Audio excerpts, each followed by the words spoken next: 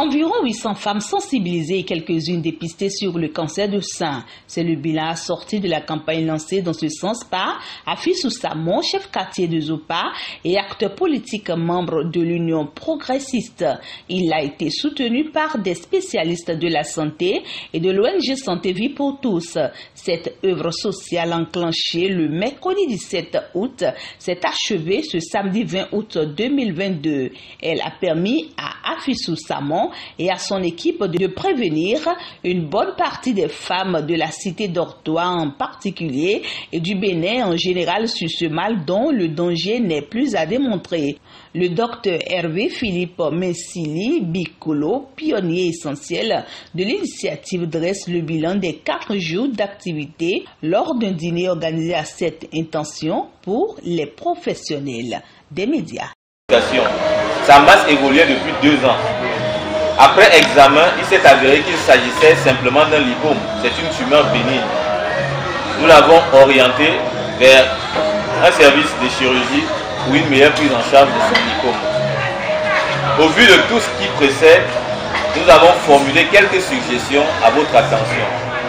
À l'endroit de nos autorités et des forces vives de la nation, nous souhaitons qu'il soit aménagé des espaces sportifs libres et des salles de gym accessibles dans les quartiers de la ville de Caravi et dans le quartier Zopa en particulier, pour que l'activité sportive puisse être pratiquée et qu'on ait moins de cas d'obésité et de surpoids.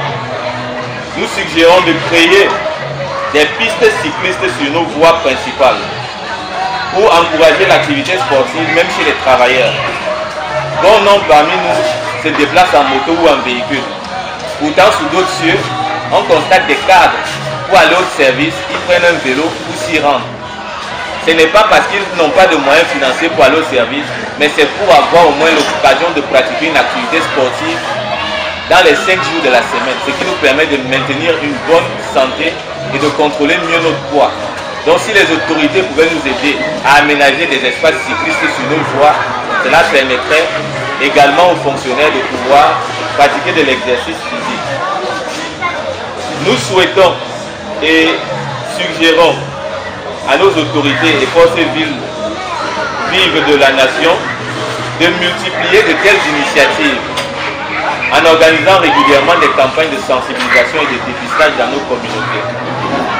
Nous souhaitons également que soit organisée une formation de pères éducateurs de sexe féminin où au moins une femme dans chaque ménage soit formée et sensibilisée, et cette dame nous serviront de relais communautaire et d'éducatrices au sein des ménages pour pouvoir sensibiliser toutes les autres femmes sur la technique d'autopalpation mammaire.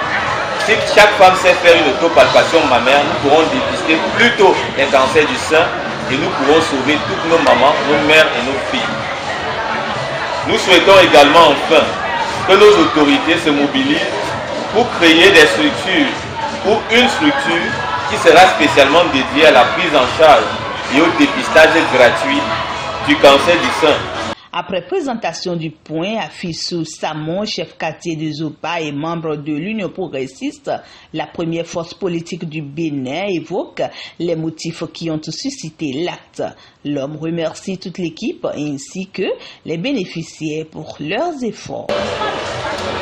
Merci aussi de nous excuser pour le temps qui n'a pas été respecté. Nous vous présentons toutes nos excuses. Nous avons entrepris depuis quelque temps en tant qu'acteurs politiques d'être proches de nos militants à la base, de participer, de vivre les peines de nos militants. Ce n'est pas pour un politicien. Ce n'est pas aisé de venir chaque fois, lorsqu'on a besoin des suffrages, vers les militants. Ce n'est pas normal. Et nous avons entrepris alors de mener des activités allant vers que nous appelons... Nous ne nous limiterons pas en si bon chemin. Les appuis seront sollicités pour la continuité de cette œuvre. Afisou Samon rassure et promet son engagement à accomplir les idéaux sociaux de son parti et surtout la vision humanitaire du chef de l'État, Patrice Talon. Je vous rassurer que à l'Union progressiste, nous progressons. Nous ne reculons pas. Et quand on commence des initiatives, nous ne nous arrêtons pas en si bon chemin.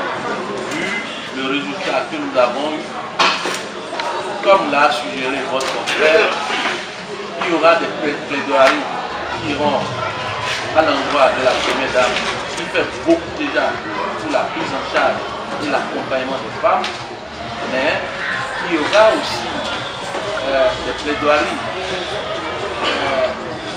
au niveau des institutions internationales. La deuxième phase de cette séance a permis aux hommes des médias invités pour la circonstance d'exposer leurs inquiétudes et d'apporter leur contribution pour la réussite complète de cette œuvre sociale. Un buffet a mis fin à la soirée.